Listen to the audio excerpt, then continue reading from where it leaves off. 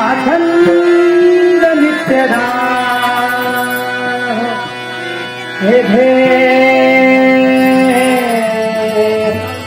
जीवनाचे आखंड नित्यदा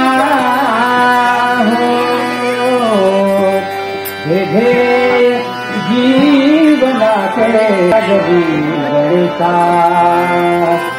ध्यान चिंतनाचे लागणे ध्यान चिंतनाचे मज लागणे ध्यान चिंतनाचे आखंड नित्य राहो हे जीवनाचे आखंड नित्य राहो खंड नित्य राहो खंड नित्य राहो हे जीवनाचे मज लागणे ज्ञान चिंतनाचे मज लागणे ज्ञान चिंतनाचे मज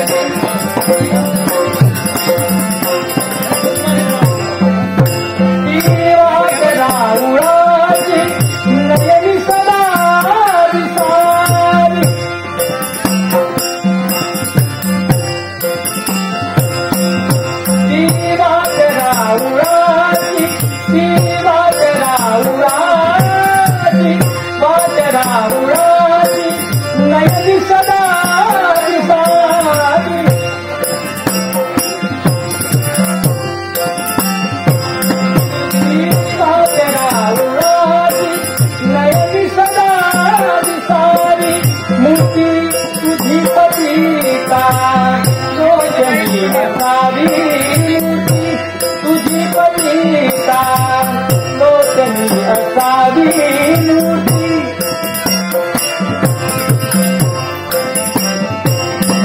मूर्ती तुझी पतिता लोचनी असावी तन्मनात कोरलेली ते खसे पाहुणाचे तन्मनात कोरलेली ते खसे पाहुणाचे लागणे ध्यान चिंतनाचे लागणे ध्यान चिंतनाचे लागणे आखंड नित्य राहो हे जीवनाचे आखंड नित्य राहो खंड नित्य राहो खंड नित्य राहो हे जीवनाचे मज लागणे ध्यान चिंतनाचे मज लागणे ध्यान चिंतनाचे मज आखंड नित्य राहो हे जीवनाचे आखंड नित्य राहो खंड नित्य राहो खंड नित्य राहो हे जीवनाचे ध्यान चिंतनाचे मज लागणे ध्यान चिंतनाचे मज लागणे गणेशा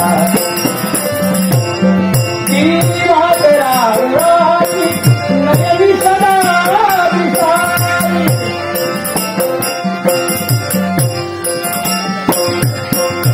वाट राहुराजी वाट राहुराजी वाट राहुराजी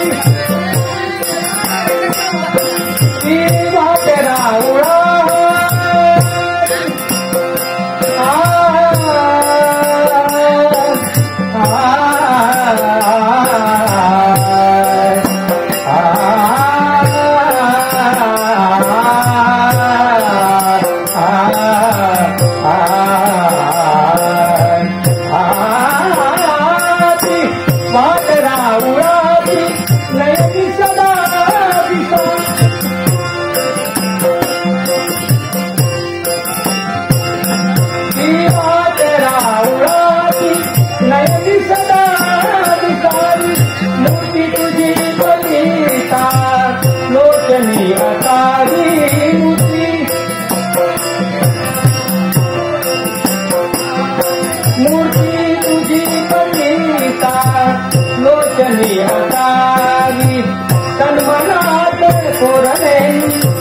सिद्धते पावनांचे तन्मनात कोरलेली सिद्धते पावनांचे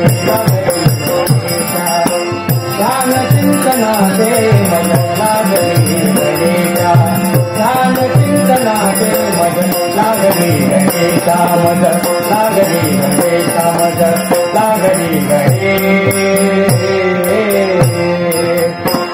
गजानन महाराज हा दास चरणी लीन होतो. वरम्रोही वत्स सूत्रधारा मी कैलास पर्वती मातेच्या मुखमांडीवर बसली पिताजींचं तांडवनृत्य पाहत असतेवेळी एकाएकी तुझी दीनवाणी हात ऐकली आणि या रंगमंचावर प्रकट झालं. जाणे माझ्या प्रिय भक्ता हात देण्याचं कारण तरी कोणतं? विघ्ने बहु येती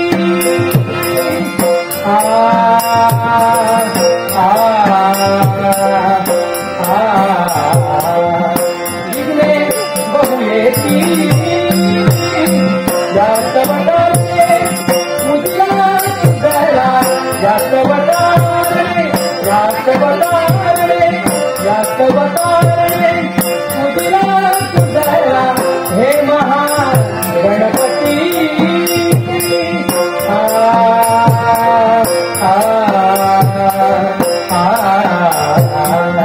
विघ्ने बहु येती.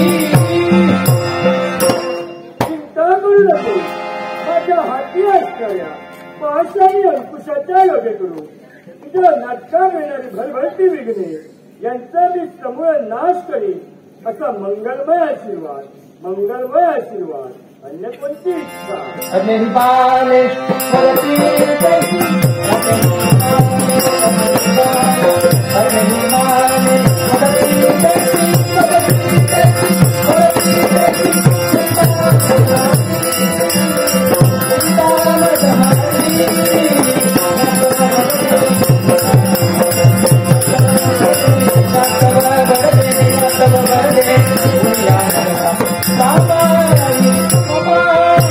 चिंता करू नको तुझ्या रक्तात काम करणारी अज्ञान बालकी देवगुरु बृहस्पतीप्रमाणे भाषण करतील त्यांना गंधर्वाप्रमाणे गायन करतील आणि अष्टरंभांप्रमाणे नृत्य करतील असं माझा मंगलमय आशीर्वाद.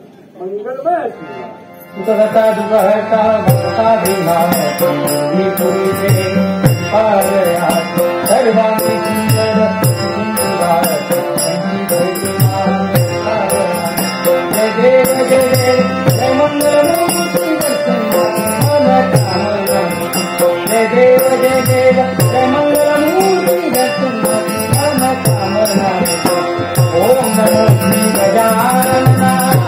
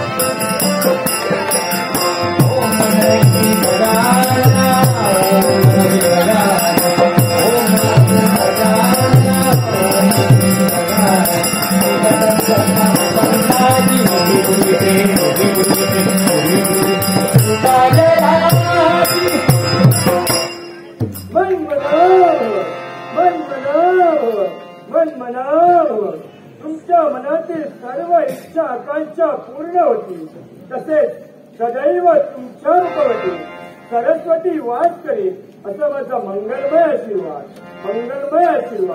मंगलमय आशीर्वाद निघालो मी माझ्या स्वास्थ्याने. शिवसुता गजावे दिनरजनी शिवसुता गजावे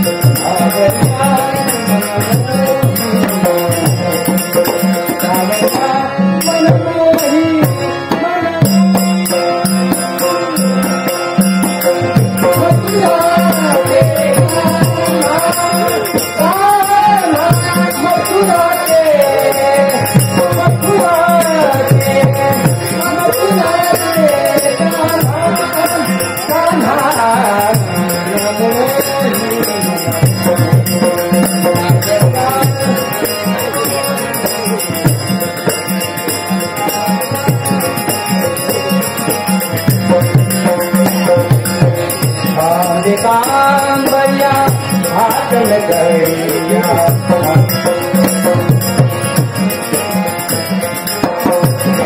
कांबरिया कांबरिया भाषण करिया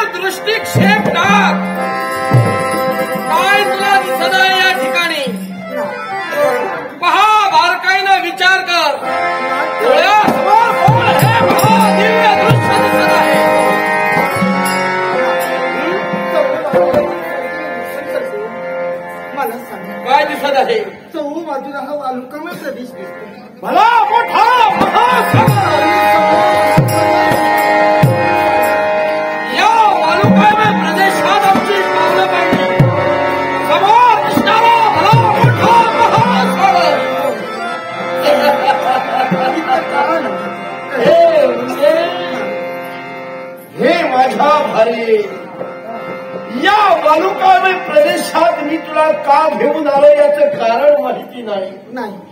भला मोठा महासागर डोळ्यासमोर पाहताक्षणी मनात संग्राम निर्माण झाला. नाना तऱ्हेचा प्रश्न एक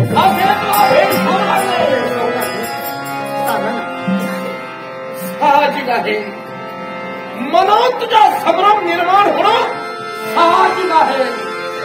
यात तुझा दोष नव्हे. यात माझा दोष नव्हे. मी तुला इथे का घेऊन आलो कारण लग्न झाल्यानंतर पती आपल्या स्वस्तानापर्यंत घेऊन जातो.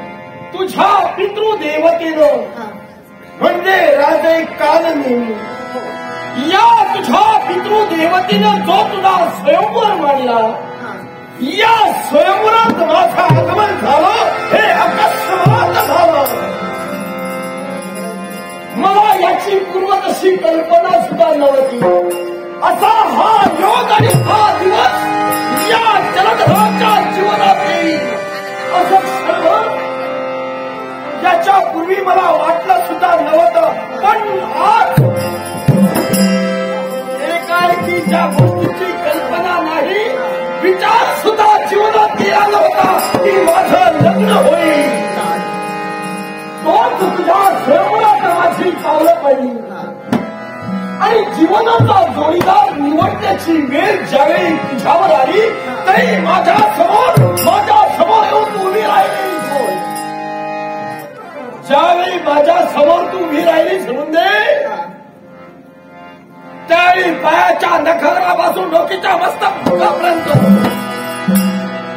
पुस्तकाच्या ब्रह्मरंध्रापर्यंत मी सुद्धा तुझा बारकाईनं निरीक्षण केलं. माझ्या मुखकमलाकडे तू पाहिलेस त्यावेळी सुद्धा हे चित्र हे मनावर अशा प्रकारची सावट विचाराची सावट मला त्या ठिकाणी सुद्धा दिसली. तो क्षण मला आता सुद्धा आठवला. त्या प्रसंगाची त्या क्षणाची मला आठवण झाली. म्हणजे माझ्या समोर उभी तू राहिलीस आणि कोणता मला विचार करत होतीस. एकाच गोष्ट तो बाजूला जर पाहिलं असेल तर देशोदेशीचे राजकर्ते उपपती भूपती नृपती बसले होते. देशोदेशीच्या राजेश्वरांना त्या पितृदेवतेनं स्वयंवराचं निमंत्रण दिलं होतं. स्वयंवराच्या निमंत्रणाची मान्यता ठेवली. तुमच्या राज्याचा सन्मान प्रत्येक राजानं राखा आणि आपली उपस्थिती दाखवू लागली. त्याच वेळी असंख्य प्रश्न माझ्या नेत्रासमोर उभे राहू लागले. माझ्या देवाचं स्मरण करण्यासाठी एवढा तत्पर. त्यांनी म्हणे आशेने शयनी भोजनी कष्टी पाशाने मनाच्या मंदिराच्या ठिकाणी ज्या देवतेची एकनिष्ठतेने भक्ती करते त्या देवतेला मी आळविलं. काही संभ्रम निर्माण झाला होता. काय करू, कोणाच्या पाठी वर्णाला अर्पण करू काहीच कळत नव्हतं.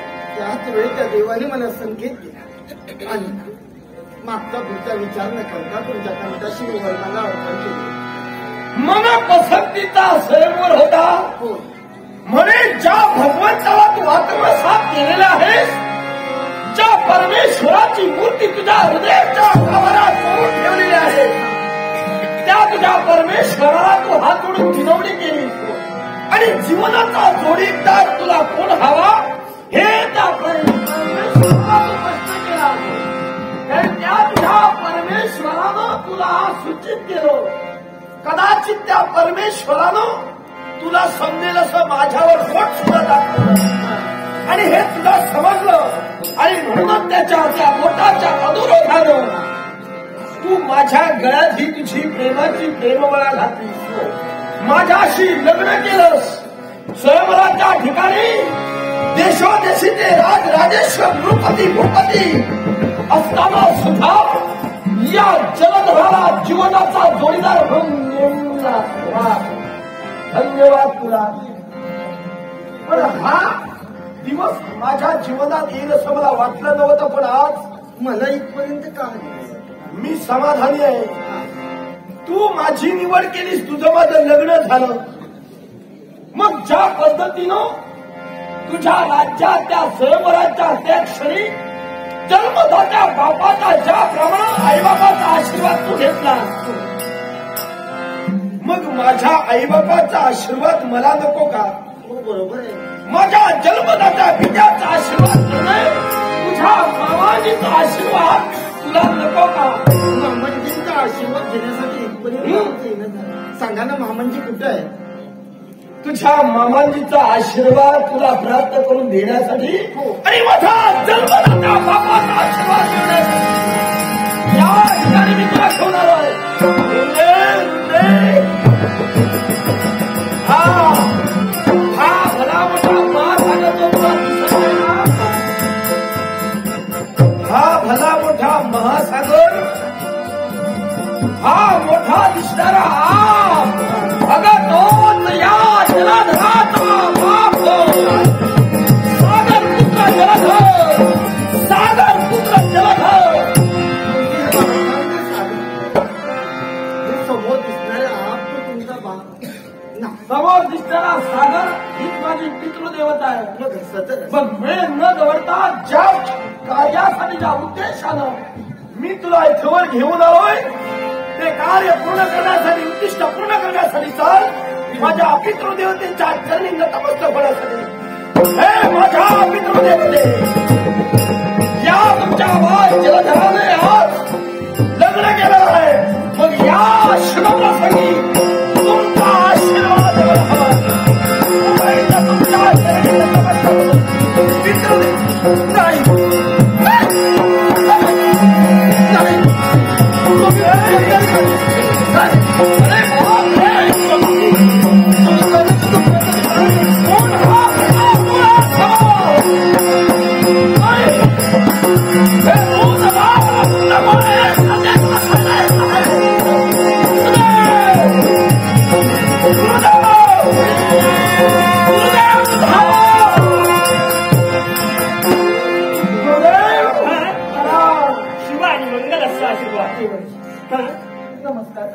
आशीर्वाद.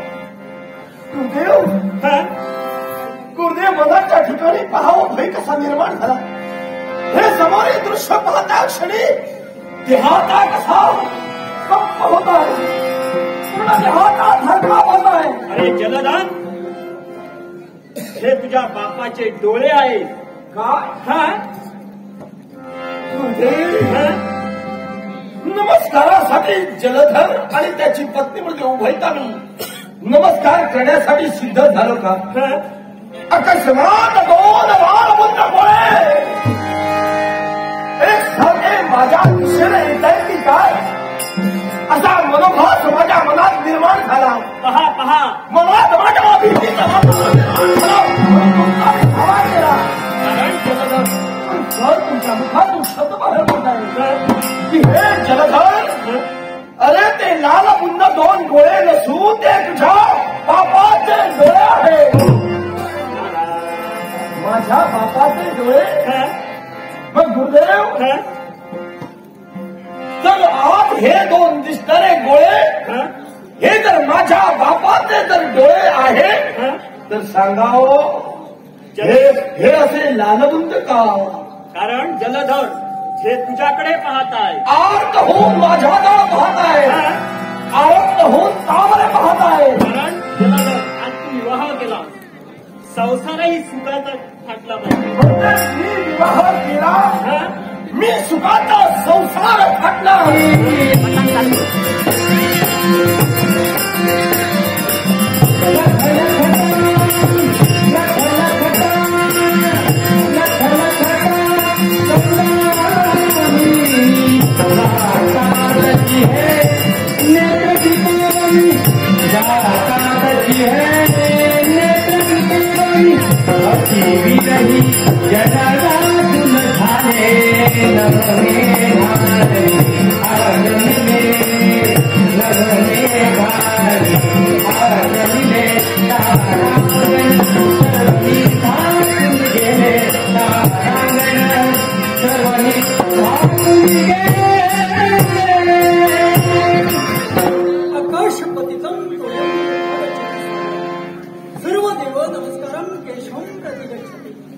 आकाशातून पडलेलं पावसाचं पाणी या पृथ्वीतलावर कुठे जरी पडलं असेल तरी शेवटी ते महासागराला जाऊन भेट देण्याचं कार्य करत आहे.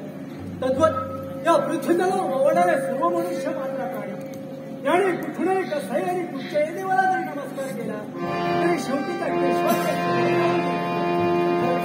त्याच्या रोम छिद्रापासून अखंड ब्रह्मांडाची निर्मिती झाली आणि केवळ या विश्वाच्या पोकळीत सामावली गेली.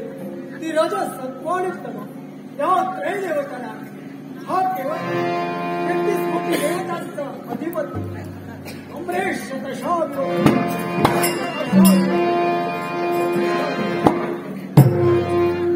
आदिती माझी माता आणि कश्यप माझा पिता यांच्या पोटी माझा जन्म झाला.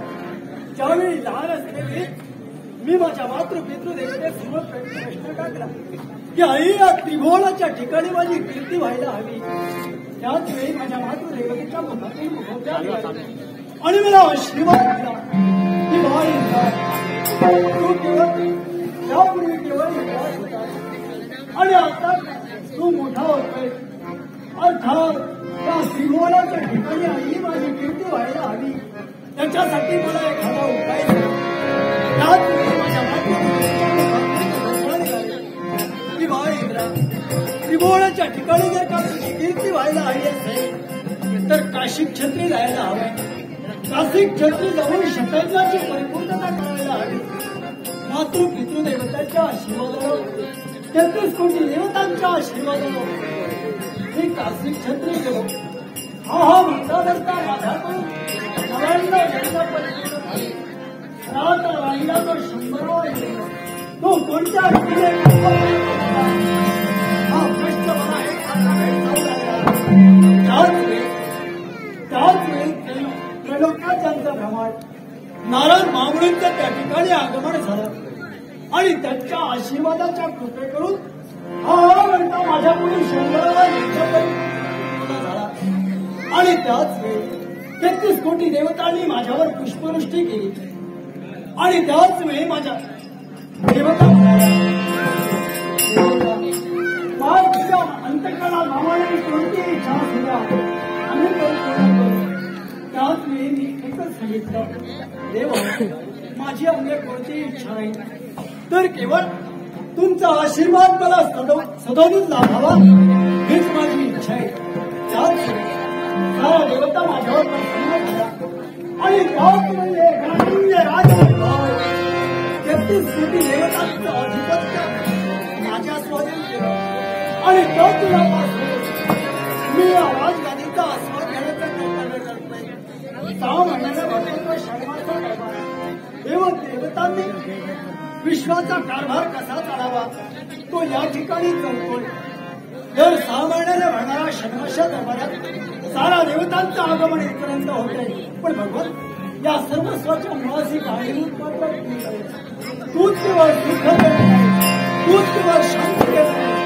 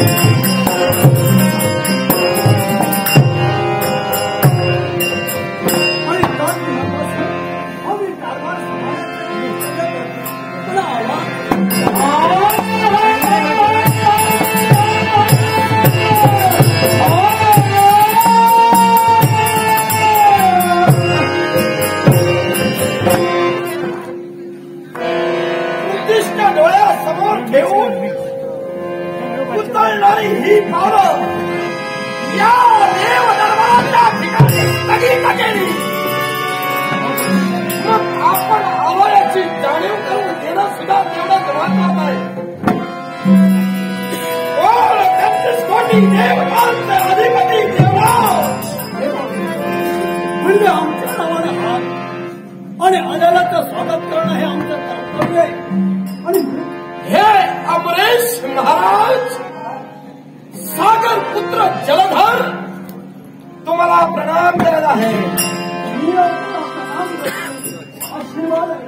पण यावं म्हणतोय स्वागत आम्ही आसनावर विराजमान व्हा. देवराज, आपण माझं स्वागत केलं, माझा तुम्ही मान सन्मान राखला, त्याबद्दल धन्यवाद. आमचं कर्तव्यच मूल्य हे आहे. आनंदाची चौकशी करणं, आनंदाचं स्वागत करणं हे आमचं कर्तव्य. देवराज, तुम्ही तुमचं कर्तव्य आणि तुम्ही तुमची जबाबदारी पूर्ण केला. तुम्ही राज शिष्टाचार तुमचा धर्म जोपासला, म्हणूनच मी तुम्हाला धन्यवाद दिलं. क्षणभर तुमच्या या शब्दाला मानवंदना देऊन मी इथे विराजमानही झालो असतो. पण मी जर का या तुमच्या अतिथी आसनावर भुजवण्याच्या हेतून जर का विराजमान झालो, जर का मी बसलो, तर कदाचित बारकाईनं आजूबाजूच्या चौकशा बाहेर पडतील आणि तेवढा वेळ निघून जाईल. त्यामुळे आजूबाजूच्या चौकशा बाहेर न पडता सरळ आणि स्पष्ट ज्या हेतून माझं आगमन इथं झालेलं आहे तो माझा हेतू तुमच्या समोर ठेवणं हे माझं मी कर्म समजत आहे. मुद्दा देवराज, हा सागरपुत्र जलधर तुमच्याच पर्यंत काल आहे. प्रथम सांगतो,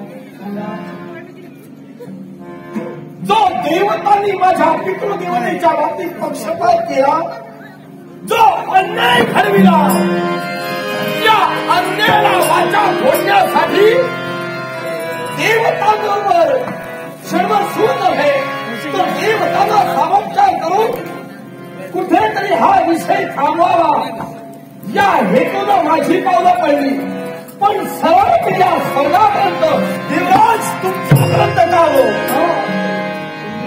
कुठलाही विषय असो, कुठलाही देवतांबाबत प्रसंग असो, महत्वाची व्यक्ती म्हणजे जबाबदारी व्यक्ती आपण आहात.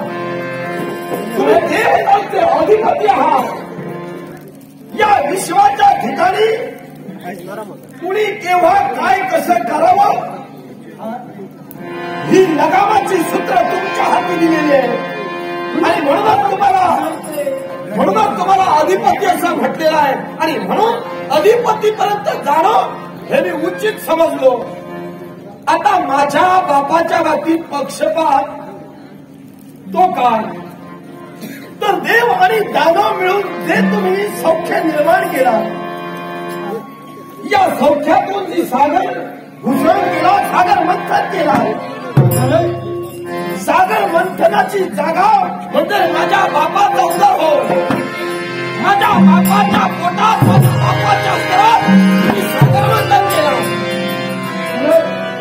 मग या सागर मंथनाचे परिणाम करण्यापूर्वी तुम्ही देवतांनी तेवढा विचार केलातच.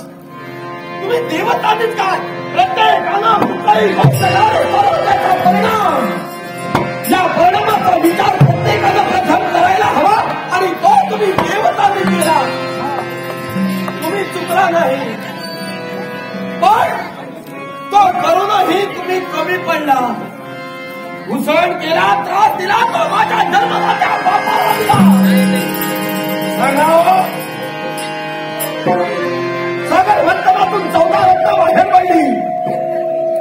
देवतांनी तुम्ही ती वाटून घेतला. तुम्ही तुमच्या स्वाधीन किती कुठल्या देवतेच्या स्वाधीन ठेवावी हा विचार विनिमय करून ती रत्न तुम्ही तुमच्या जवळ ठेवलात आणि त्याचे अधिकारी तुम्ही झालात. तुम्ही त्याचा उपभोग घेऊ लागला. सांगा, माझ्या बापाला कुठलं रत्न दिलात का? आपल्या बापाला रत्न दिलं नाही. या रागास्तव आपण इथपर्यंत ही तर माझी सुरुवात आहे. मी तुम्हाला हा प्रश्न का विचारला? अपेक्षेनं तुमच्याकडून त्या रत्नाचा लाभ मला हवा नाही. नको, अपेक्षा ती नाही. तुम्ही प्रत्येक देवतेचा विचार केला, प्रत्येक माझ्या बापाचा दुसऱ्या पद्धतीनं विचार केलात का?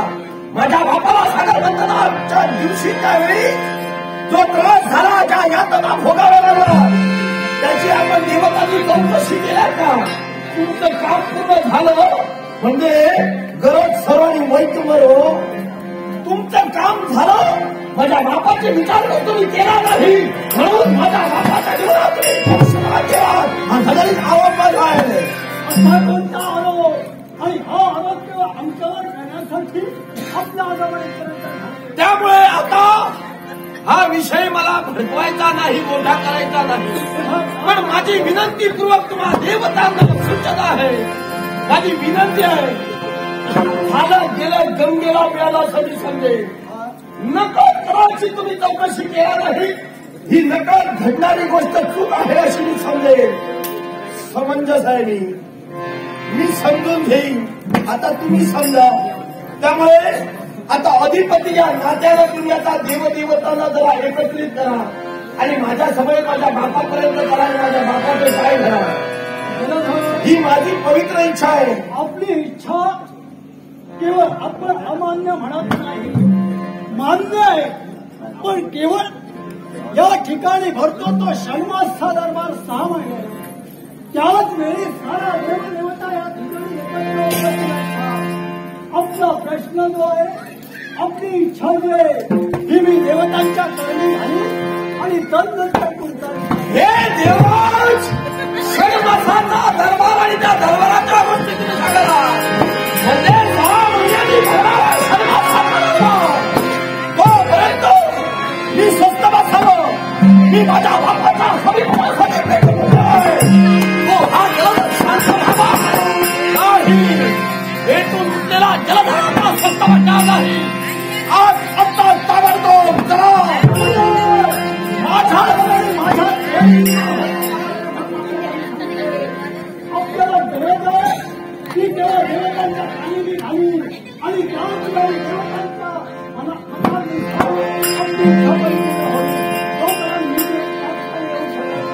ज्यावेळी जसा प्रसंग तसं तुम्ही सुसंग राहिलात आणि त्यावेळी तसं तुम्ही कदाचित तेव्हा केव्हा निर्णय घेतला तोच हा प्रसंग सांगा आणि देवाची तुम्ही हा निर्णय घ्या माझ्या समर्थला अपेक्षा जगदार आपली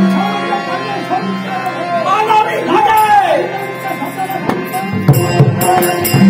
मग मी जो आलोय तो इथं स्वस्त बसण्यासाठी नव्हे साम दाम दंड फेरे हे तत्व आम्ही जाणार आहे पण दाम आमच्या जवळ नाही लक्ष्मीला देण्यासाठी पण जो सामोपचार आहे तो सामोपचार नक्की करी आणि तो सामोपचार प्रसंग केला माझा आईला होणार आहे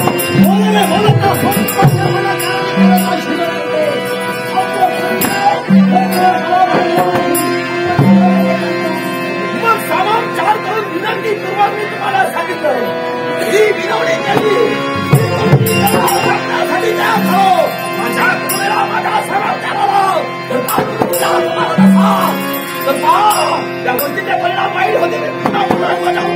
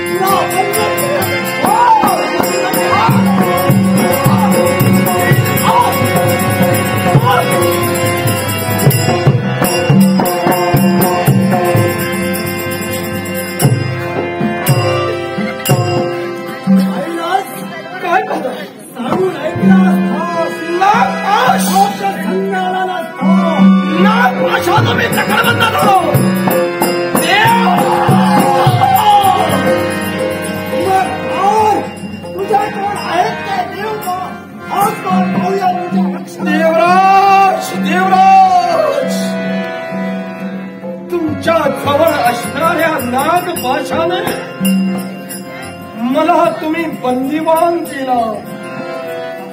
माझ्या हातातील प्रतिकारांचं शस्त्र शेवटच्या निशाणा भूमीवर पडलं. मी तुमचा बंदिवान झालो आणि सहज तुमच्या मुखातून शब्द बाहेर पडताय. हे जलधर बोला. तुझ्या रक्षणासाठी कुणी जर का तुला सहाय्य करत असेल तर बोलाव त्याला. दादा तू आत्मविश्वास ज्या बापाच्या स्वाभिमानासाठी मी हे सारं करत आहे, मग माझा बाप नक्कीच माझ्या सहाय्यासाठी येणार. मग वेळ न दवडता माझ्या बापाला बोलवतो. हे माझ्या पितृदेवते, पिताजी, पिताजी, पिताजी,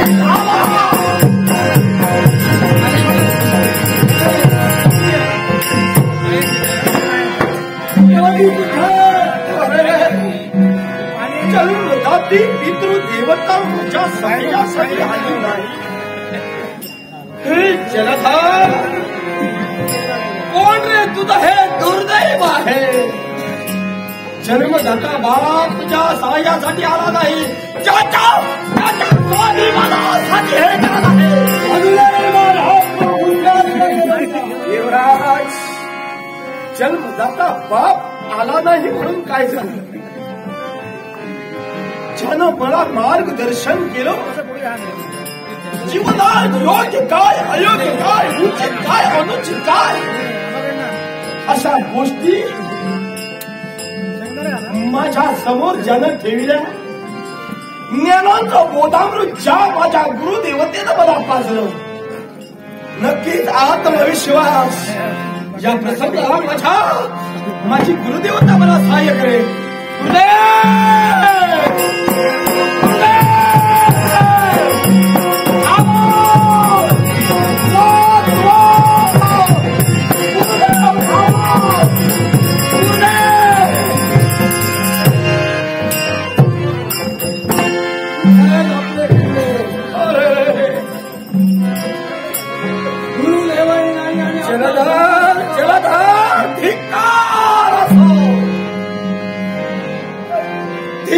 धिक्क सो तुझ्या या कर्तृत्वावर, धिक्क सो तुझ्या या जन्मावर.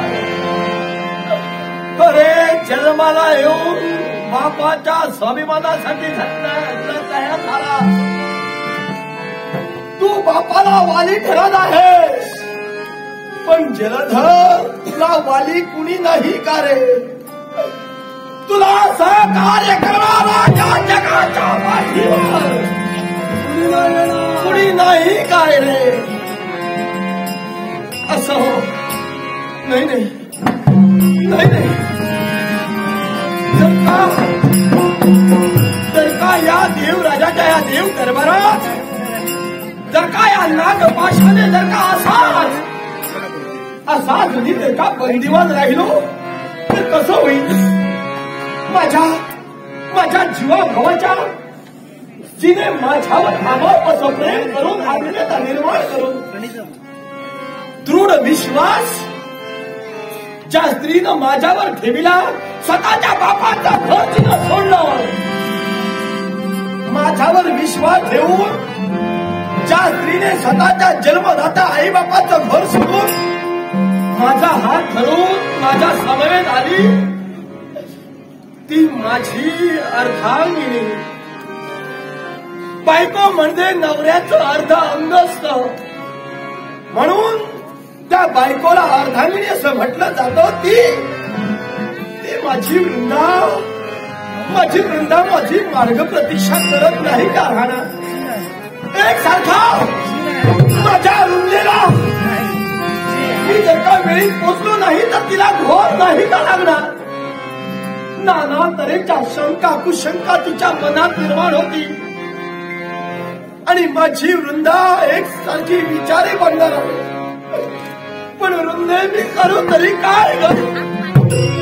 माझ्या सहकार्यासाठी तर धावून येणार माझ्यासाठी कुणी नाही. वृंदे कुणी नाही.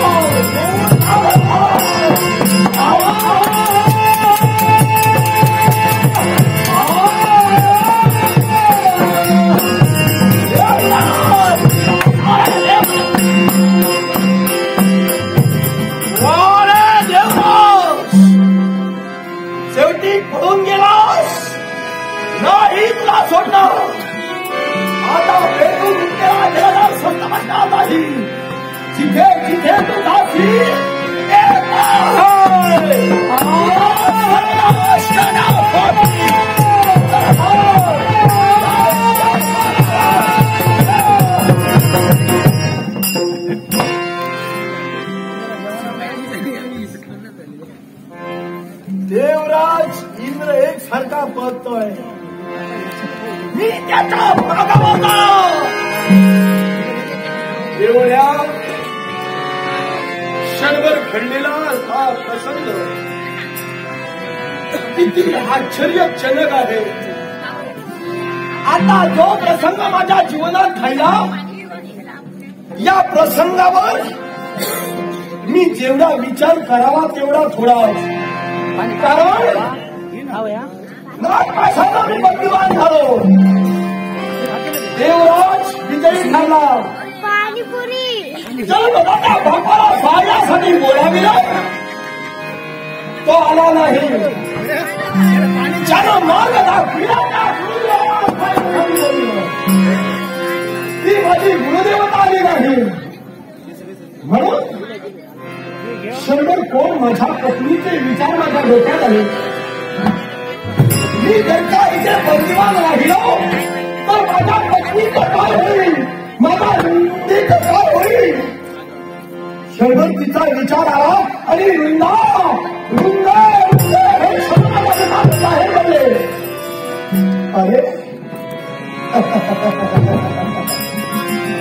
बायकोचं नाव घेता क्षणी नागपाश सुद्धा तारदिशी तुटले.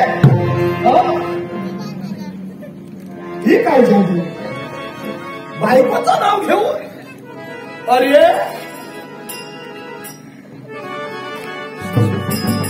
हा प्रकार.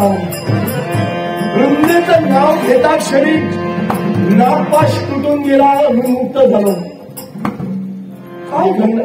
नाही आता इथे जास्त विचार करण्यापेक्षा जास्त विचार करून इथे तरी मला उत्तर मिळणार नाही. आता मनांचं समाधान झालं पाहिजे याच्यासाठी ज्या माझ्या बायकोचं नाव मी घेतलंय म्हणून नागपाश तुटला. मग ही जादू काय आहे. फक्त एकमेव उत्तर ती माझी वृंदाव देय आहे. मग क्षणभर देवधर्माला त्याग करून माझा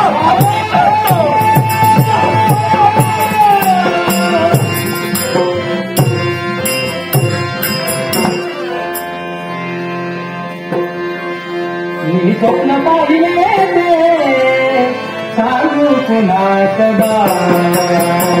मी स्वप्न पाहिले सांगू पुन्हा सदा. मी स्वप्न पाहिले सांगू पुन्हा सदा. माझ्या मनात आली आली पुन्हा. माझ्या मनात आली आली पुन्हा. स्वप्न पाहिले सांगू पुन्हा सदा. स्वप्न पाहिले सांगू पुन्हा सदा.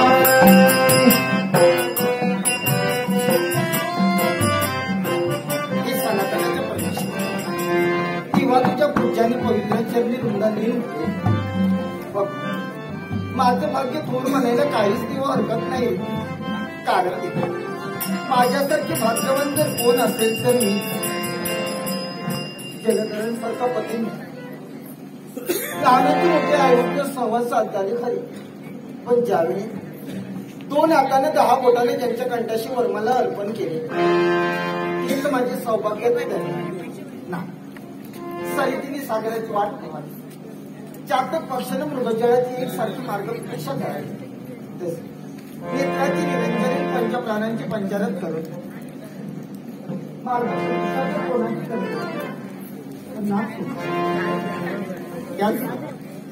सुज्ञ नाट्य बोमडेश्वर संघाचे मालक प्रदीप मुळी, बोमडेश्वर संघाचे मालक प्रवीण मुळी मठ उठलो. याच पासून मी गोमूल अशा तरी तुम्हाला पारितोषिक घालत माझ्या गणरेला वंदन करो.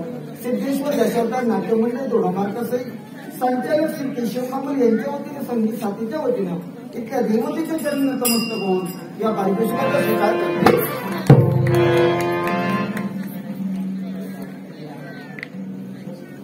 सुज्ञ नाट्यरसिक कैलासवासी जयवंत बाटोळे यांच्या स्मरणार्थ संतोष कदम व महेश बाटोळे याचकडून आमचे पक्वादक गितेश मनेरकर यांना हे बहुमूल अशा प्रकारचं पारितोषिक आहे. माझ्या गणरायाला वंदन करून त्यांच्या वतीने या पारितोषिकाचा मी स्वीकार करतो.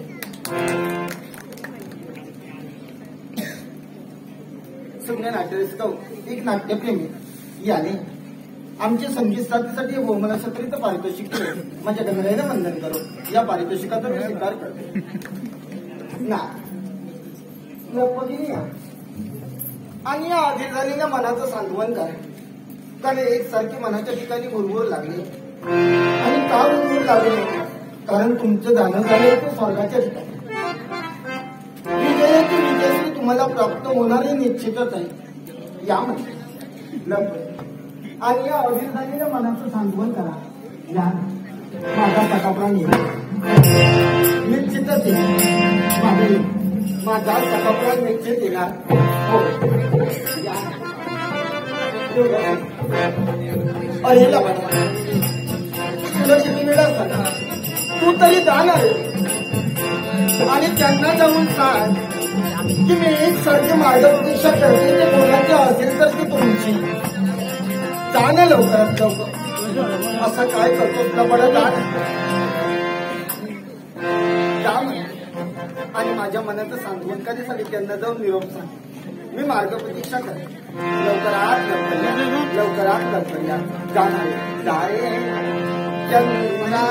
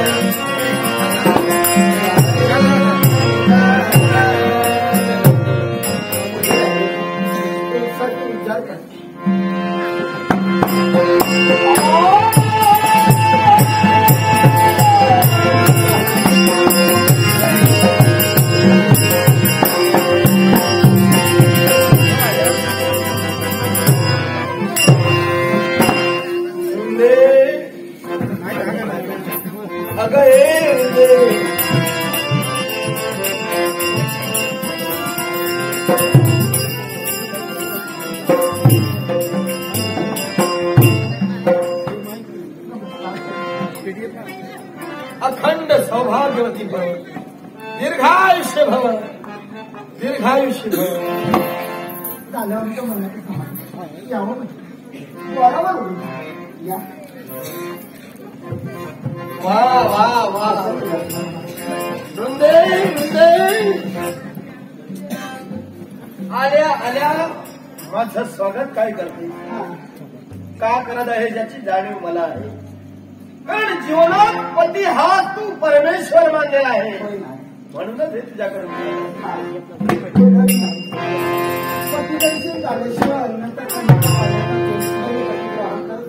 मी समजते ना तुझ्याजवळ बारकाईला पाहिल्यानंतर बघा याची जाणीव या सौभाग्याच्या देवतेला होणार नाही असं वाटलं का तुला. या तुमच्या दोन करण्याची तुमचा मंगलमय अशा तरीचा आशीर्वाद तरी मी तुला दिलेला जातो. वृंदे या ठिकाणी माझं आगमन झालं ते हर्षमध्येच पावला नाही. वर्षभर पावला एक सारखा माझ्या चेहऱ्यावर हर्ष निर्माण झालेला आहे. पण ना आनंद मला होतोय. हो पायाच्या नकाग्रापासून डोक्याच्या प्रमाणापर्यंत पादळे मला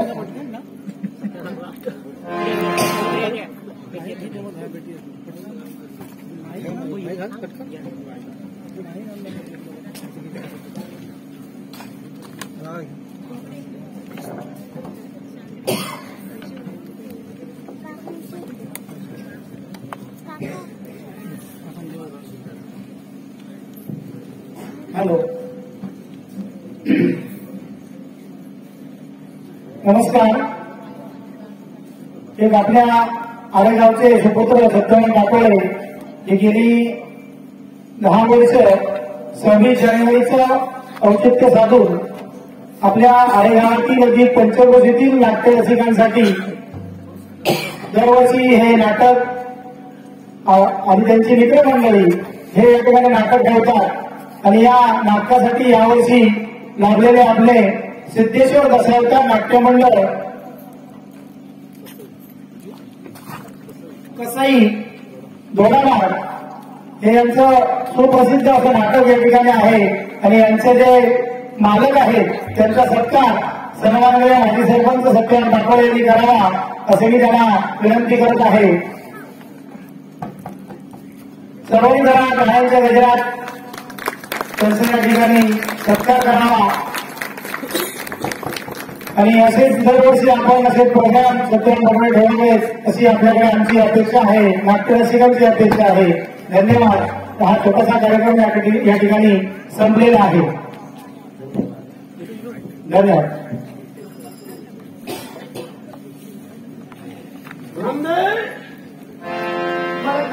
मला आनंद कोणत्या गोष्टीचा होतोय स्वतःपर्यंत तुमचं झालं नाही. विजयाची वृंदे ही आनंदाची गोष्ट तर मी तुला सांगणारच आणि तुला आता सांगण्यासाठी क्षणभर हेतू माझा मी बाजूला ठेवला. ही आनंदाची गोष्ट प्रथम तुला समजायला हवी आणि माझ्या मनात जो प्रश्न निर्माण झाला या प्रश्नाचं मला उत्तर मिळायला हवं. उत्तर मिळायला होय वृंदे हो. असा कोणता प्रश्न आहे की जेणेकरून माझ्यापर्यंत उत्तरासाठी लाभ होतो. माझ्या जीवनात घडलेला प्रसंग जीवनात घडलेला प्रसंग देवराज याच्यावर ज्यावेळी मी आक्रमण केलं सर्व त्याला सांगण्याचा प्रयत्न केला पण शब्दाला शब्द वाढला.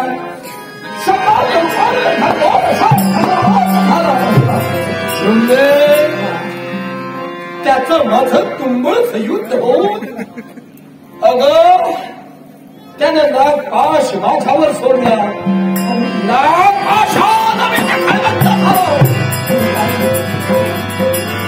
मला हायपा सुद्धा येईल अशी माझी अवस्था निर्माण झाली. देवराजानं मला बंदिवान केलं. माझ्या जन्मदाच्या बापाला हात मारली मदतीसाठी बोलावं नाही. तू दिवस तिला बोलावी ते सुद्धा आले नाही. म्हणून एकाएकी वृंदे तुझा विचार माझ्या मनाला शिवला. तुझा विचार माझ्या मनात निर्माण झाला. मी जर का हात बंदिस्त होऊन जर का देव दरबारी राहिलो तर माझ्या माझ्या घटनेला कोण ही वार्ता सांगणार आहे. म्हणून शब्द माझ्या मुखातून बाहेर पडले. वृंदा वृंदा म्हणता क्षणी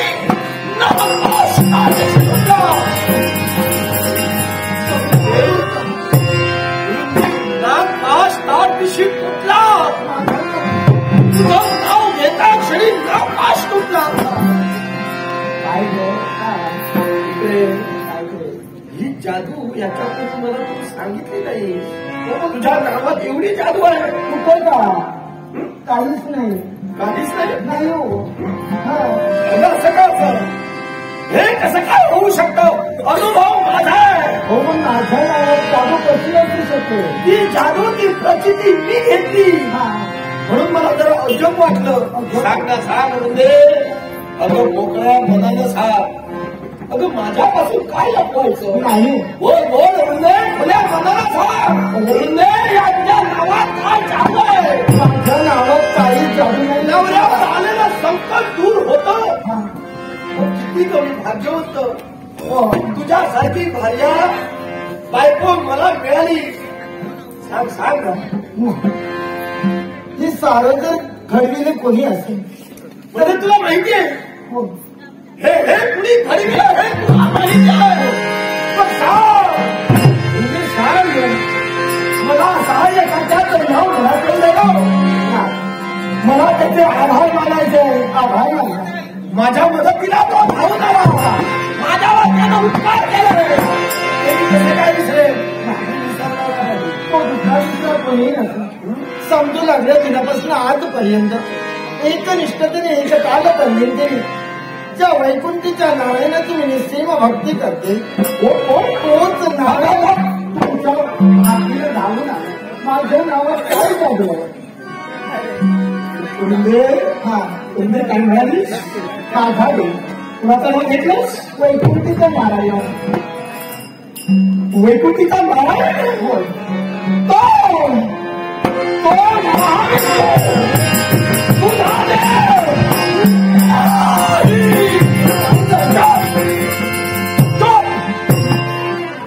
नाव माझ्या देवाचं नाव ऐकतात चौकाळीचं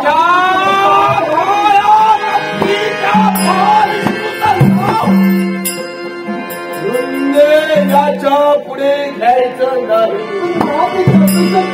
मी सावकार म्हणून मी तुझा नवराच्या सौभाग्याचा देव तुझा पती परमेश्वर तुला सांगतोय म्हणून सांगतोय. या क्षणापासून माझी तुला आज्ञा आहे. त्या काळाचं नाव घ्यायचं नाही. मला उपवासी देवा एवढंच नव्हे तर 16 महिने चढवा पण माझ्या जीवाचं नाव घेतल्याशिवाय नाही. घ्यावी म्हणजे आशाने श्रेणी भोजने करायचं खबरदार. तो फक्त वैकुंठीचं नाही. तुला सांगत आहे भोजनी नाही. तुझा नवरा तुला आज्ञा करतो. मोठी आज्ञा आहे तुला. या काळ्या महाविष्णूचं नाव याच्या पुढे घ्यायचं नाही. बंद कर. लग्न झालं दिनापासून आजपर्यंत मी तुमच्याजवळ काही कसं नाही मागितलं. मी तुमच्याजवळ एकच मागतो. काय हवंय तुला. ज्या देवाची मी भक्ती करते त्या देवाचं नावच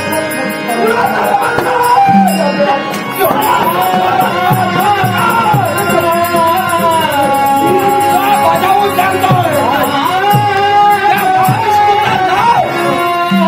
त्या वैकुंठ नायकाचं नाव माझ्या या संतांनी घ्यायचं नाही. माझ्या होताची नाही. माझी आज्ञा शिवधार्य मानतेची नाही. माझी आज्ञा शिवधार्य नाही. महामंत्री शिर घडावून वेगळं करायला नाही म्हणत नाहीये. नावाची वस्तू बंद होणार नाही.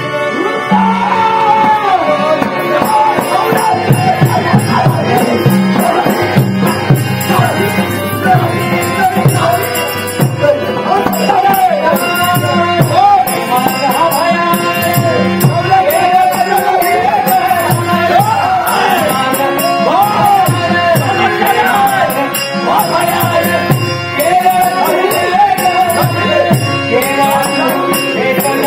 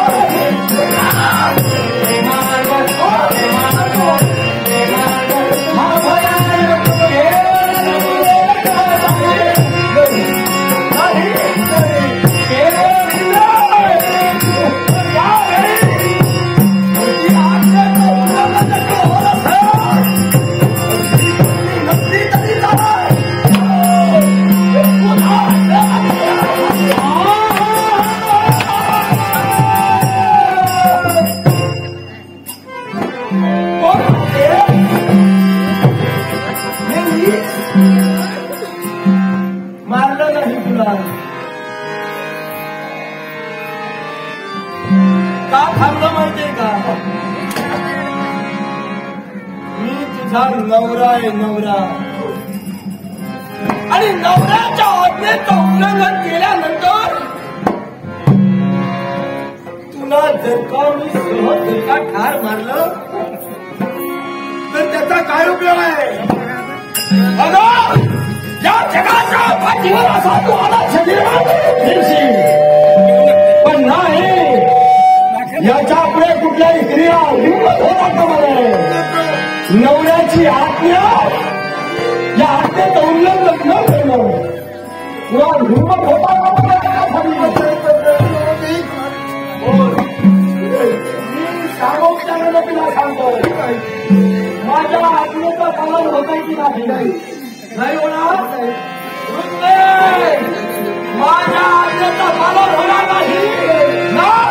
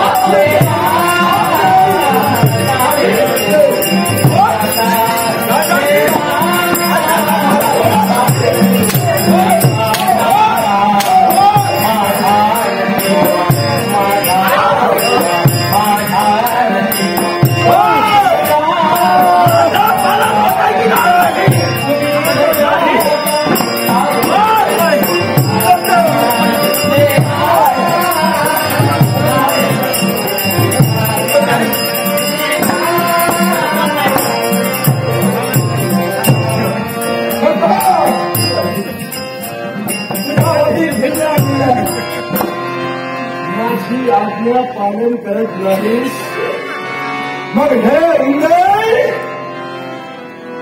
देवपूजा करणार देवापर्यंत जाणार देव गावाला मूर्ती ठेवलेली आहेस म्हणून त्याचं पूजन तू सोडणार नाहीस मी जिवंत असेपर्यंत काय तुझी हिंमत लागून गेली कशी त्या भगवंतापर्यंत जातेस कसं त्या भगवंताला तू आत्मसात करण्यासाठी त्याच्यावर फुल अर्पण करतेस हे मला सुद्धा पाहिजे आणि यासाठी देव गाभाऱ्यापर्यंत जाण्यासाठी ज्या तुझ्या चरणाचा तू उपयोग करत आहे ते तुझे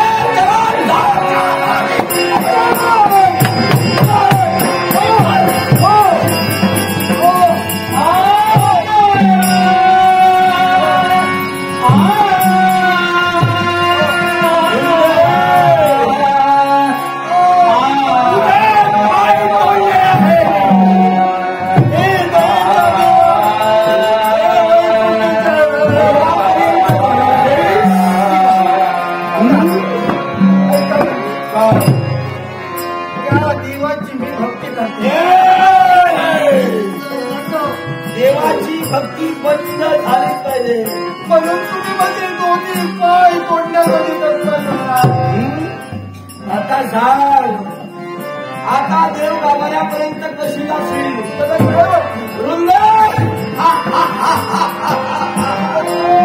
आता देव गाभाऱ्यापर्यंत कशी असेल देव गाभाऱ्यापर्यंत जाईल काय या माझ्या दोन हाताने माझ्या वैकुंठीच्या गावाच्या मूर्तीला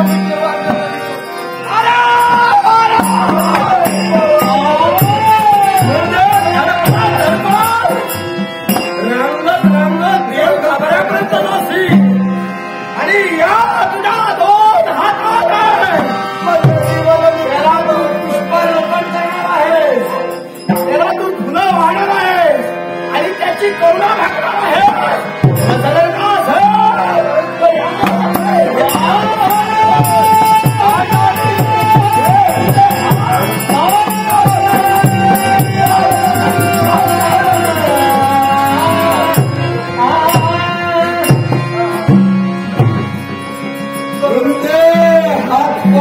निघून गेले.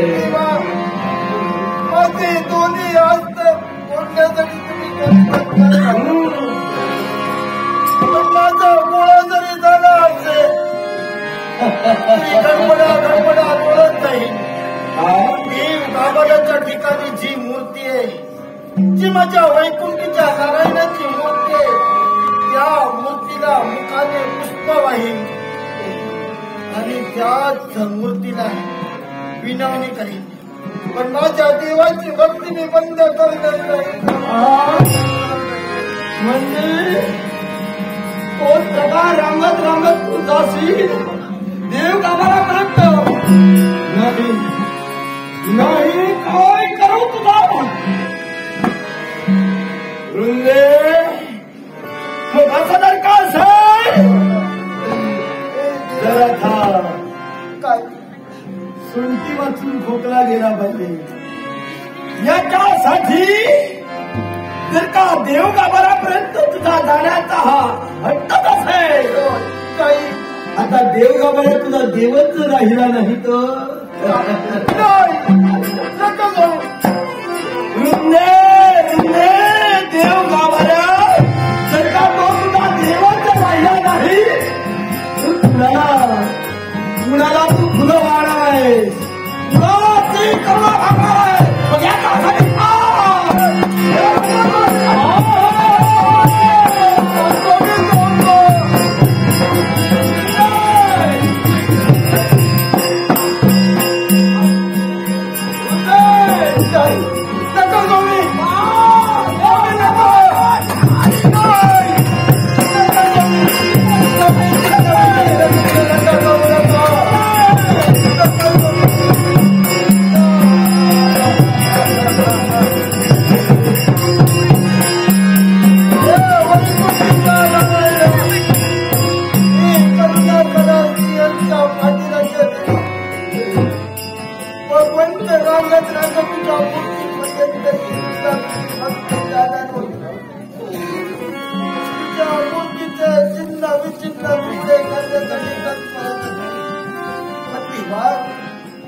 अंगात रक्ताचा एक थेंब बसत प्राण कंठाशी झाला तरी भगवंत चालेल, गेले तरी चालेल, पण भगवंत तुझं नामस्मरण केल्याशिवाय स्वामी राहणार याच्यासाठी तेव्हा धाव म्हणते शेवटच्या क्षणी का होईना या भक्तीने बाकीला भगवंत धाव तेव्हा धाव म्हणते तेव्हा धाव काय करू भगवंत.